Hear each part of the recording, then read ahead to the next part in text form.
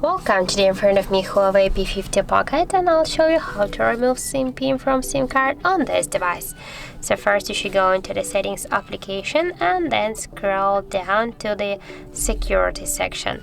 Now just click here to the SIM pin, and as can you see, we got here set it up the SIM pin code. Just to remove it, just click once on the switcher and here enter your currently pin code. In my case that's from 1 to 4, and then just click here to OK, and as can you see, we just successfully removed the SIM pin from our SIM card. So that's it, that's how it looks. Thank you guys for watching, and if you find this video helpful, don't forget to leave a like, comment and to subscribe our channel.